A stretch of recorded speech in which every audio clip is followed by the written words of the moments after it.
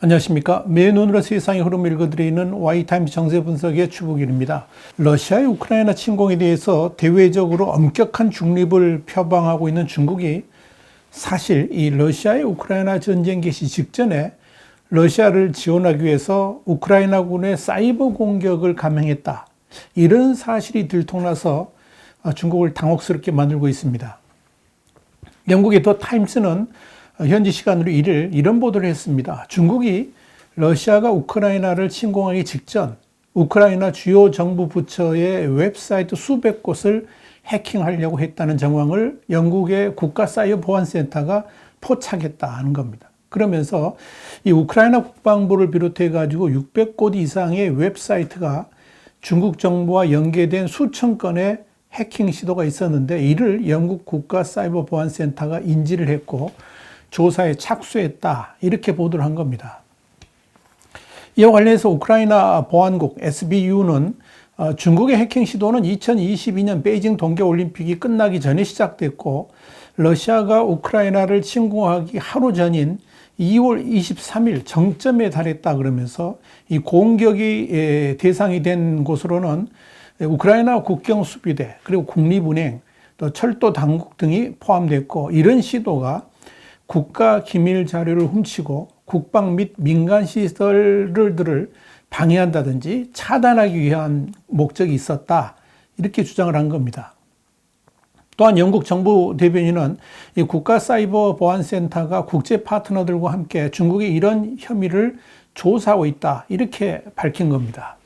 여러분, 이번 이 러시아의 우크라이나 침공은 한마디로 하이브리드 전쟁이라고 부르죠. 이렇게 현대전의 대표적인 사례가 되었는데요. 그만큼 이 군사적인 충돌만큼 사이버 공격이라든지 이 가짜뉴스 등을 활용한 심리전, 이렇게 여러 형태의 공세가 중요하게 작용을 하면서 이 전쟁의 판세를 가름하는 전쟁이다. 이렇게 의미를 지을 수가 있을 겁니다.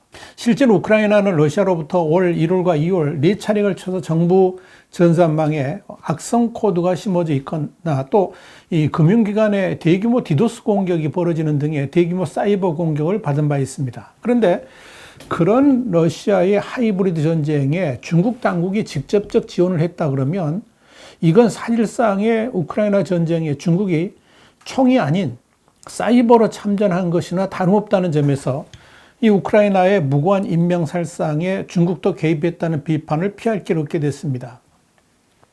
이건 그동안 중국이 러시아의 우크라이나 침공에 직접적으로 개입하지 않으면서 중립을 지킨다는 중국의 주장도 무너지는 것이기 때문에 이에 대해서 이 국제사회가 대중국 압박을 어떻게 펼쳐나갈지 이것도 관심거리입니다. 특히 이 중국은 러시아의 군사적, 경제적 지원 요청에 대해 일단 직접적 지원을 회피하고 있는 것으로 알려지고 있죠.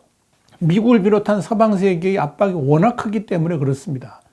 이 중국에 대한 가장 위협적인 발언은 조 바이든 미국 대통령이 지난달 24일 우크라이나를 침공한 러시아를 주요 20개국, 그러니까 G20에서 퇴출해야 된다 그러면서 러시아가 화학무기를 사용한다 그러면 대응할 것이고 중국도 러시아에 군사 지원을 할 경우에는 대가를 치르게 할 것이다. 이렇게 강조한 내용일 것입니다.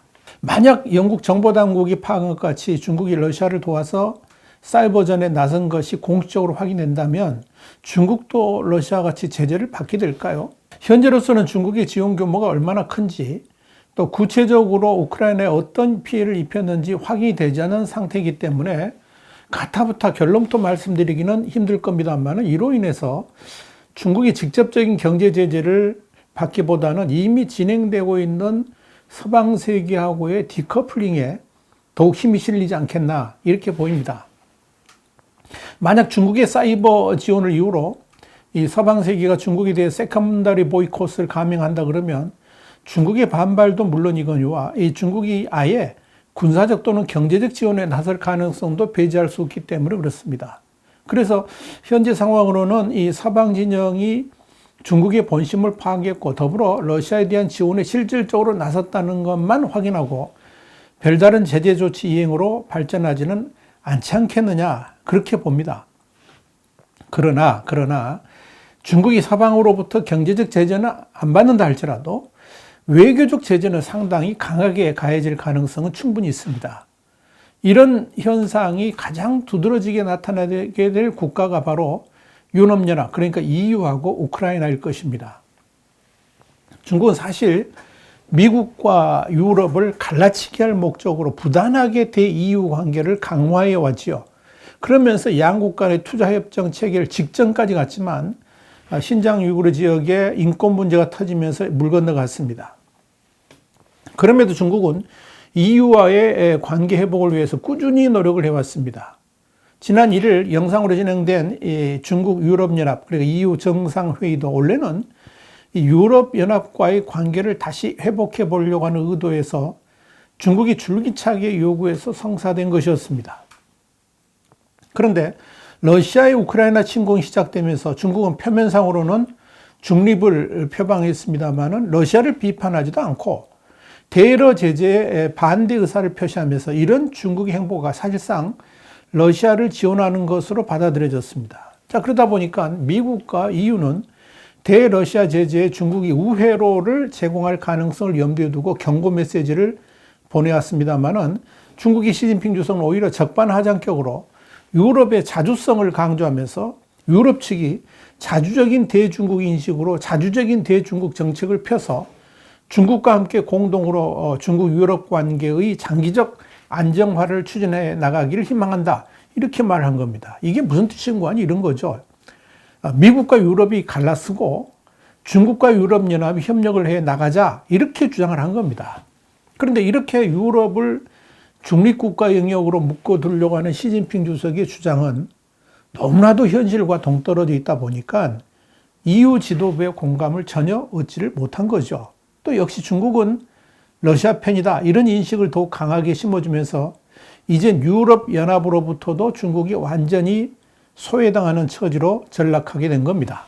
실제로 폰데어 라이안 EU 집행위원장은 정상회의 후에 가진 기자회견에서 우리는 중국이 우리의 대러시아 제재를 방해해서는 안 된다는 점을 매우 분명히 했다 그랬습니다. 그러면서 이 중국 측의 러시아의 전쟁 수행이라든지 서방 제재 회피를 지원하지 말라고 경고했다. 이렇게 밝혔습니다.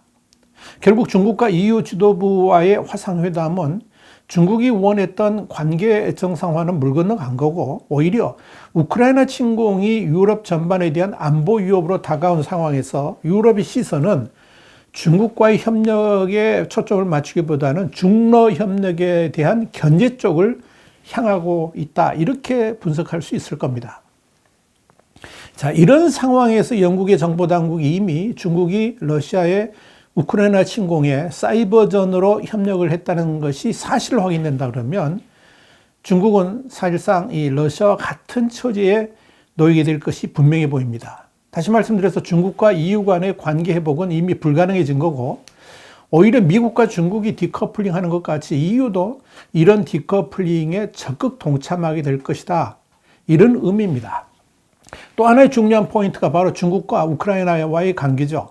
사실 우크라이나는 지난 10여 년 동안에 중국이 공들여서 확보한 유럽의 우방국이었습니다. 그래서 유럽 1대1로 프로젝트의 교두보에 해당하는 핵심 국가였습니다. 그래서 중국은 우크라이나로부터 전투기 엔진 같은 옛 소련의 군사 기술을 이전받기 위해서도 적잖은 노력을 해왔던 겁니다.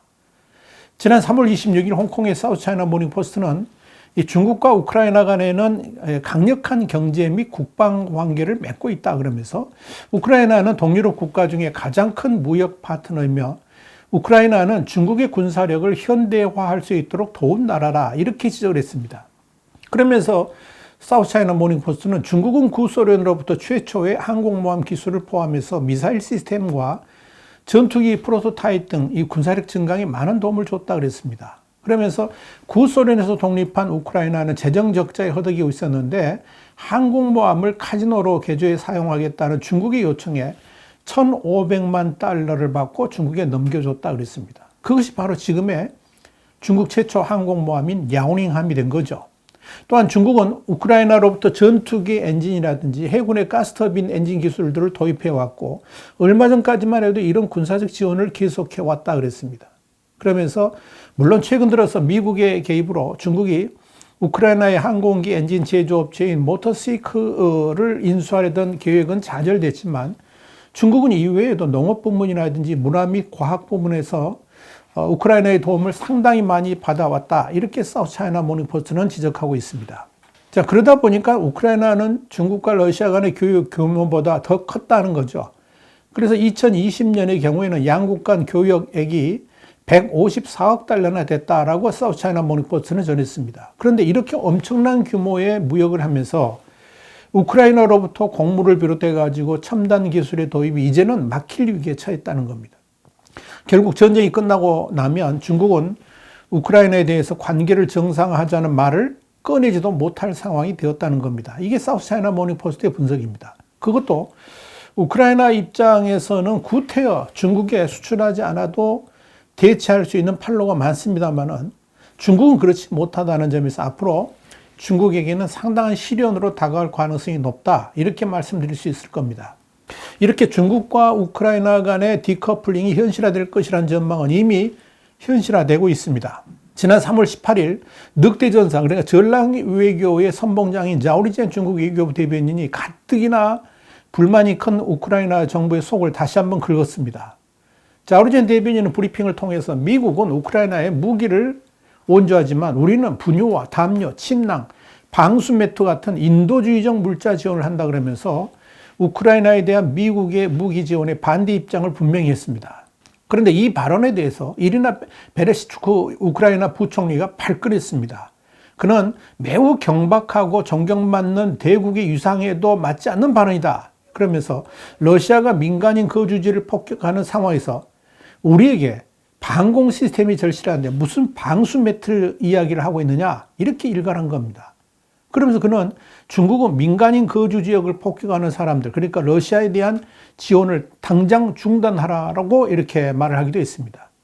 벌써 양국 간의 관계가 어떻게 펼쳐질지 쉬 내다보이는 그런 장면이겠죠. 중국의 러시아 지원에 대한 여파는 러시아를 통해서 중국과 유럽을 연결하는 실크로드 철도에도 급제동이 걸릴 전망입니다. 월스트리트저널은 2일 러시아에 대한 국제사회의 제재가 시진핑 중국 국가주석이 제시한 1대1로에도 불똥이 튀게 됐다, 이렇게 보도를 했습니다. 1대1로의 중추인 실크로드 철도는 중국에서 출발해서 러시아를 거쳐서 유럽으로 물류를 운송하는 데 사용되죠. 그런데 문제는 러시아가 우크라이나를 침공하면서 서방 세계의 제재가 강화가 되니까 일부 국제 물류회사들은 러시아를 거치는 노선 이용을 꺼리기 시작했다는 겁니다.